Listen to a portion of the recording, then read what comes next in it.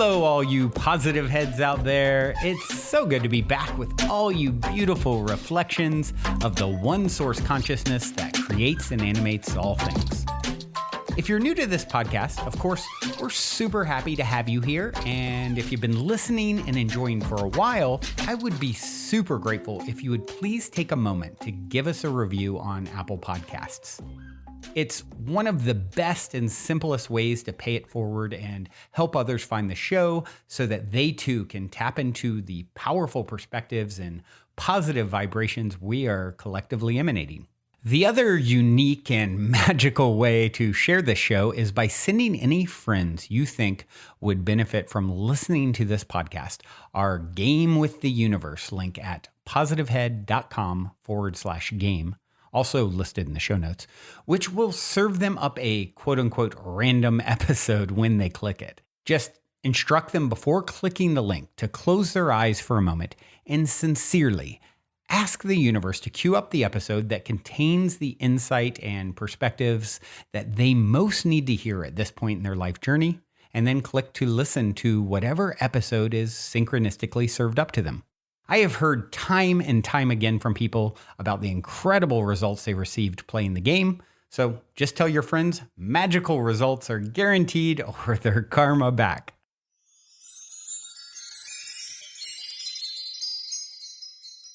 All right, all you positive heads, welcome. Welcome one and all. I am super grateful that you've joined me on this magical today. And today I'm coming to you again from the road. I am on my way to Aztec, New Mexico to the Sunfire Festival. And I'm currently sitting in my car in the rain, as you may or may not hear. And I have something special for you all today. I did a QHHT session yesterday with a client, and I'm going to play a clip from this session because it very synchronistically has a lot to do with what I was talking about on Tuesday's show. So let's go ahead and take a listen. You're also debriefing too around this table. Yeah. What's the debrief about, or what kind of communication is happening there? I don't know what they're expecting, but I'm basically turning it into a travelogue about my awesome trip and how great it was. And, I'm sharing images, transmitting that telepathically and showing them and giving them a taste of what it felt like. And this is what the trees are like. These are what the animals are like. This is how they feel. This is how they see things. This is what they do with their time. This is what it smells like there. This is what nature is like there. This is what it's like to cross a border. This is what it's like to cross from one room to another in nature. This is what it's like to bathe in a pure pond of pure water. This is what it's like to float on your back looking up at the stars while you do that. This is what it's like to watch the sea. This is what it's like to sit on this platform facing the ocean waiting for the ship to come in. Just all of it, it's like, it's basically like a super awesome travelogue. And it's a way of understanding yourself as part of nature, as a facet in the giant jewel that nature is.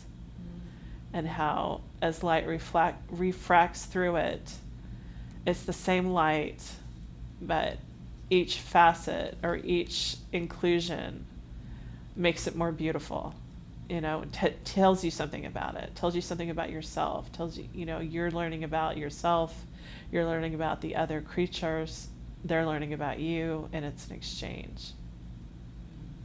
So it's just part of being conscious. It's part of the magic of being conscious. I'm feeling like incredibly happy describing this. Well, really good. All right.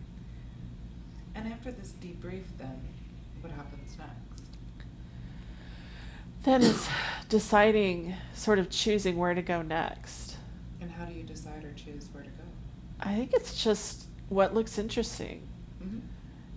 Because pretty much anywhere I get dropped or anywhere I choose to go is almost always there's something of grace in it, something in it to connect with. But then again, nothing bad has ever really happened to me.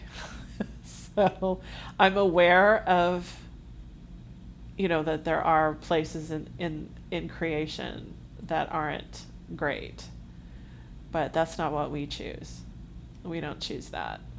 That's not our area of interest. How come you don't choose that? Because we're very old. Our civilization has already done that. Got it. So you've already been there. That's why you don't have to do it. Yeah, and it's also it's wasteful. Tell me more.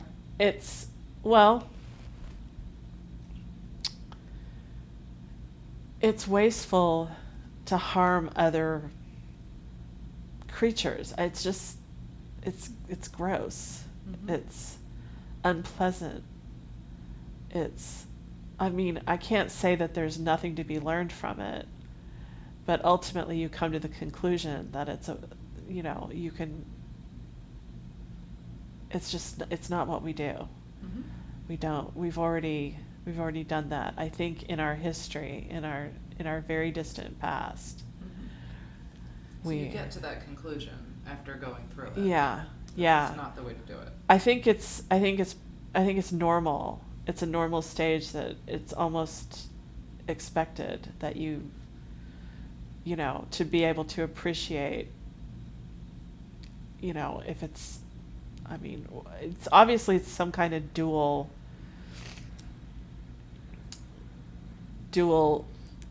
situation. There's probably good and evil, but we just don't choose evil. Okay.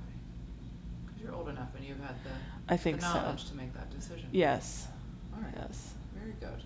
So then you can choose to go wherever looks interesting next, and you don't have to pick something that might be traumatic or scary or something like that. You can go to wherever looks good. All right.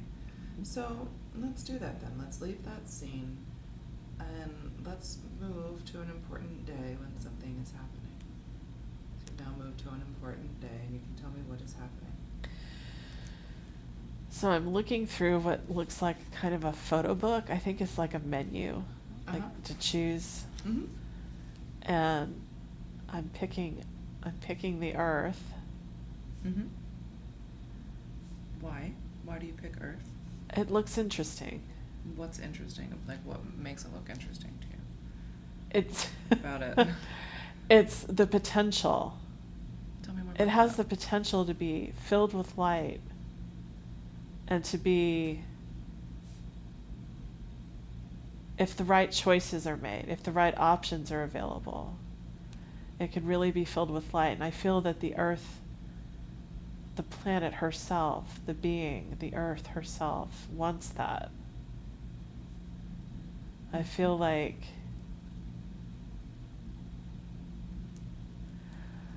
I feel sort of simpatico with her. I like her. I think that's what interested me. Is I think the being herself, the Earth herself. She wants to be filled with more light. She has that potential. I think so. I think she's going to do it regardless. I think she has an interest in. I think she has an interest in helping the beings who live there along. Tell me about that. I feel like this is surprising because I've kind of gotten the impression that human beings are just like a plague, and that like she's sort of, I'm surprised, but she actually cares, even though humans are a plague, because of ignorance, really. Ignorance and trying to work it. I mean, like, it makes all kinds of sense why it would be confusing. It's free will, and you're going to do your own thing if it's free will, and that's going to conflict, and it's going to cause problems. But I feel like she really cares.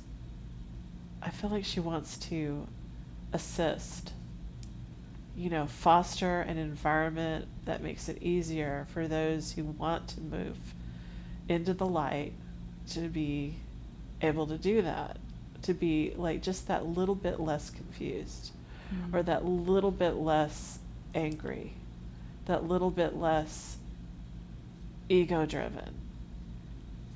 it's really hard. There's like, it's a rough trip being here.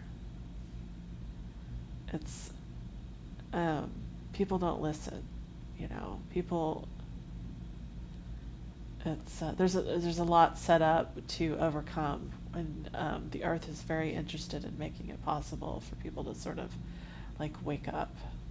So she's actually assisting with fostering an environment for the humans. And so tell me more about that. I think so. Like, how does the environment she fosters make them a little less angry or less ego? I feel like it sort of reminds me of what I was talking about earlier, about kind of breathing and trying to maintain sort of an equilibrium and awareness of the problem, but looking at it and trying to maintain like a steady breath. It's sort of like, I feel like the earth is going to do what she's going to do regardless. Like she is like taking off. And if you go with her, you go with her. And if you don't, you don't. But she'd like it if you came along. I kind of got the impression that that wasn't the case, but what I'm seeing is that she does. She cares. She's not like trying to shake fleas off a dog. She's like, yeah, your life is shitty. Your setup is shitty, but here it's just slightly less shitty. Just like a little bit more light. Just that little bit that makes it possible for somebody to get there. Like, it's almost like, I'm seeing people who are sort of like got their feet and ankles in like molasses, and just a little more light would make it just a little possible to move one of their feet out. If they, they're struggling, and then just they're able to like pop out of it for a second, and that's just enough that if they're determined, they can make it. So how does it happen then to bring in that little bit more light? How does that work? There's just sort of I think it's really almost like holding space. And it's a frequency. That's what I'm hearing. It's a frequency. So I'm seeing it as light, but it's a frequency. Holding the space of that frequency. And so who holds that space? That's the earth, the being, the planet, the earth. She's holding that frequency and space. She's the bomb. She's so awesome. Like, because she doesn't really owe it to us. It's generosity. It's love. It's, because I think her deal is that, like, she knows that everybody's going to get there regardless eventually, but she just wants to provide the opportunity that if you want to do it now and you're just like stuck because Earth is a stuck place, this environment is a stuck place and it's kind of normal and natural. She gives you the opportunity to sort of snap out of it for like a split second, which is honestly enough to make the leap. And it's funny because the earth recognizes that even if you're walking around as a human and you're living like a shitty life and you're doing shitty things to people, it's still possible that you're high vibration, even though that doesn't make any kind of sense. So it's possible that you're a high vibration, highly evolved being, but you're just like fucked up. And there's just like this way of providing the opportunity with, if things align the proper way, you get that window and boom, you have an opportunity. And if you're wise and you're lucky and capable, you can move along. But it's not super critical. Like, she's not worried about people that much because she's like, well, if you want to act like a fool,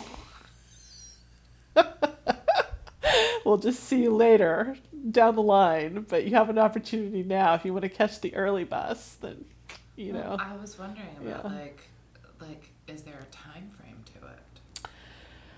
I'm feeling like it's almost like we're at a train station, like for an analogy, and there's just trains coming and going, coming and going. So you can jump on any one of them at any time. So there's just a lot more right now. It's like the busy time of day, so to speak. So there's a lot of places where people can catch a train or, take off and go to the next thing or stick with the earth or go to the next earth or whatever it is. I feel like kind of what's happening is it's sort of like, I don't know, if you're playing a video game, right? And you're at level 1 and you go, you're leaving your little village and you're going on an adventure. And as you leave the village, there's this hill with these indistinct features over to your left. And then there's this like indistinct features over to your right. That's at level 1. Let's say now you've come back to your village and it's level 20 and you go out again. And suddenly those indistinct features are now like this cave you can walk into or this building you can walk into. It's like it just wasn't there and accessible to you at that point before. You weren't ready. And I feel like and it's fine, to use that analogy, to just really just keep going with that. Like even if you have to use up several lives, you can just keep at it. You'll get there eventually. It's, it's pretty individual. But when you say that the earth wants, the earth is going and she's going regardless, is there a time frame to her going? I'm seeing 2025. I don't know what the hell. Okay. Well, what happens in 2025? I feel like it's good. Like, I feel like I'm going with her. And it's just going to be increasing harmony. And there's going to be just a lot of people just sort of like, a lot of people come along and then just suddenly all the noise, the Sturm und Drang of what's going on these days is just going to recede. And it's almost like people go, hey, wait a minute, this doesn't matter at all. And just put their focus on something else. And just like, and they figure it out. They just figure it out. They figure it out that if you put your focus on something, that, that's what you're nurturing. It's about focus. It's where you put your focus. And that there's really nothing to worry about. There's nothing to worry about. Everything's going to be fine. Everything's going to be fine. Everybody's going to be absolutely fine.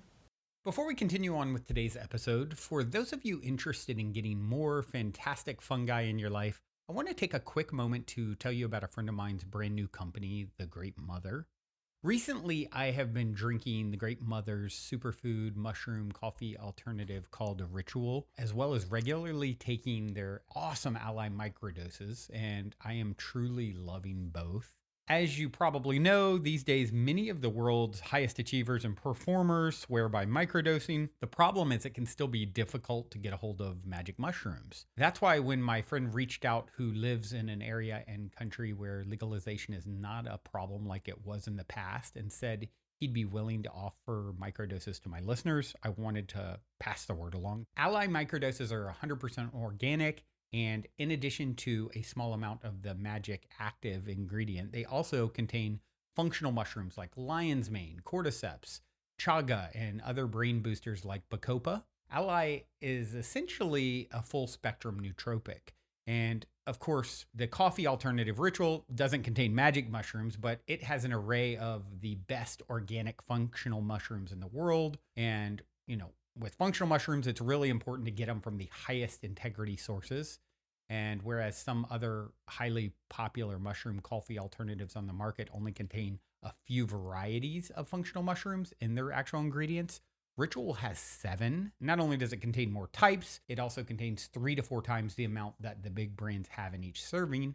And it tastes amazing. I actually like to have it on its own, as well as mixing it into my coffee sometimes as well. However, since this is definitely a unique offering, there are a few steps. First, just reach out and request to follow the private page, thegreat.mother on Instagram. Once you've been accepted to follow, just message what you're interested in getting and someone will get back to you.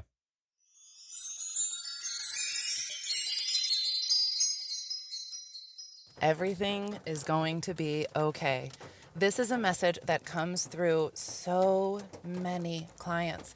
And it's not just my clients, it's all of the practitioners when I talk to them about what their clients say.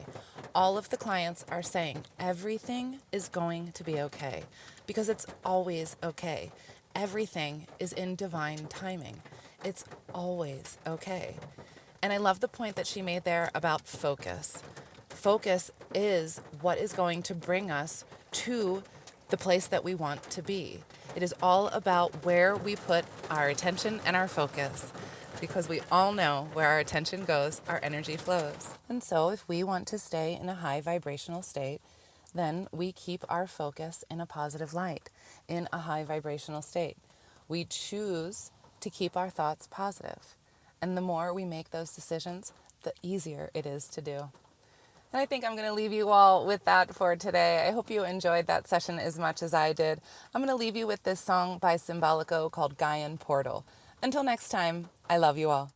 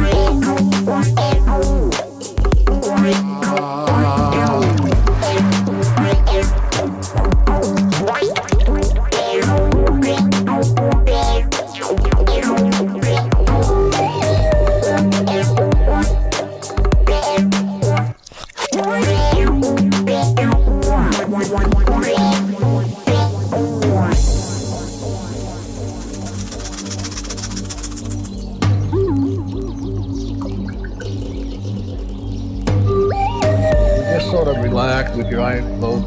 I'm going to take you through, to me, what is the most important relationship in creation.